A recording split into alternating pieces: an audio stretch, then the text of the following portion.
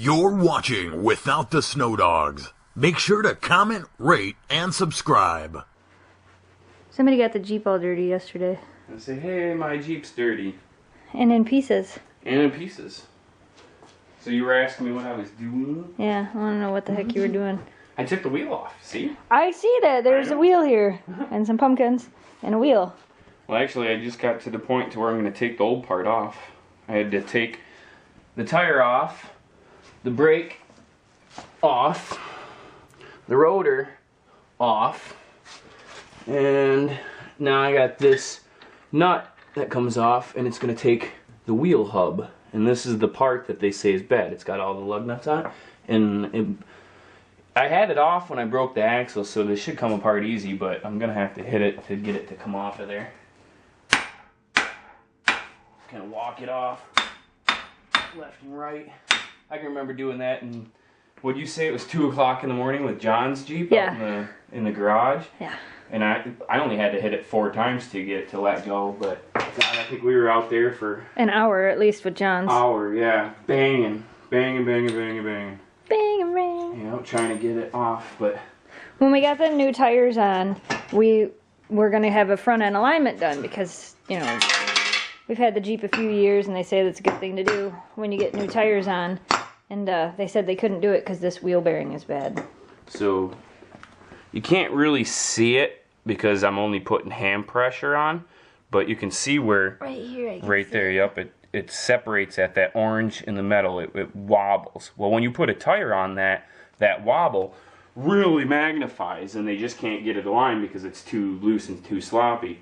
Unfortunately, bigger tires is going to be a bigger problem. So I ended up buying the more expensive brand of the same wheel bearing, but I don't know if it's going to make a huge difference because, I mean, I guess the parts are clean.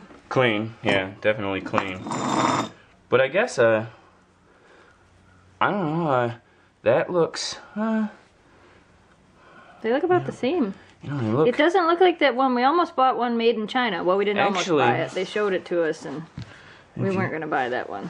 Yeah, well, and the one made in China was probably, it looked just like this old one. But the quick differences that I noticed between the old one and the little bit more expensive new one is the distance right here. That thickness right there versus this thickness. Oh, yeah. Yeah, see that? So because this is thick, obviously the hole is the same size. Well, we'll make sure it is, but it should be, it better be the same size. Yeah, Bob. But because of the two differences, it would stand to reason that even this thickness from there to there looks thicker than from there to there. So maybe it is a beefier, more solid part. And then here's my new axle, which that's a stronger part too, not unfortunately. Can you fix that dust cover while you got it all apart? Oh, shoot. What dust? This dust cover? That one that keeps sliding off of there. Oh, I don't have to do that while it's off. I just put a little piece of tape on it right there. Oh. And it'll stay in place. But thank you for saying dust cover, because this is also a dust cover. Oh. That's to block the brakes. That's about how it's going to work until I get this on.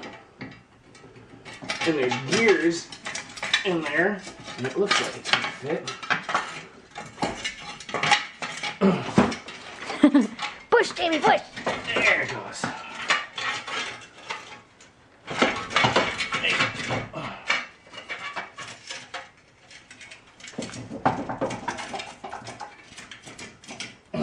I'm going to have to use some force. Actually, I probably don't even have to use force. There's the nuts on the back that pull it in. And that's a new wheel bearing. Yay! It's actually pretty easy to do. It only took three different tools. About 15 minutes? Yeah, I haven't been out here long. The hardest tool that's probably the most uncommon was that big nut. Yeah. And I never had this size socket. I always borrowed it from somebody else because it's like $23 just for one little socket. But how many times have you used it now? A few times, unfortunately, but yeah, I've used it. Well, I needed it to replace that axle because I had to take this all off to get to that axle, and finally ended up buying it. But really, that's that, the wrench, in that socket. Oh, and the tire remover and hammer. But ta-da! it is actually pretty darn easy. And that's on the Jeep. I'm sure a lot of cars and vehicles may not be as easy.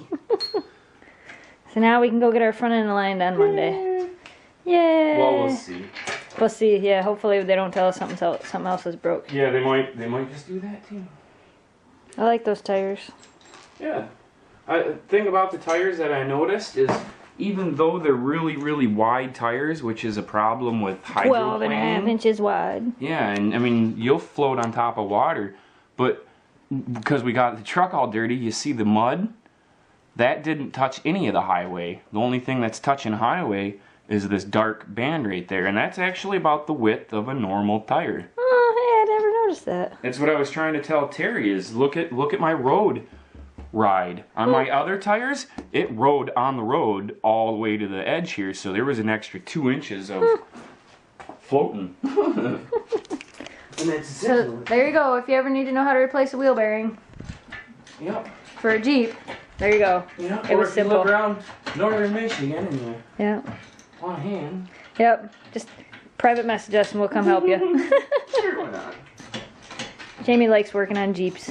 Yeah, it's almost done too. Yay! We might go pumpkin hunting a little bit more today later. We haven't decided yet. That's a lot of orange. That's a lot of pumpkins. Okay, back to housework. Yay! The fastest is the mold. Once they get attacked by mold, they really start to rot, and that's when they get all smushy and gross. So when you're carving pumpkins, if you spray them with Lysol or a little bit of bleach and water, it helps stop that mold and they last longer. Just a little tip. I wouldn't Secret. feed them to your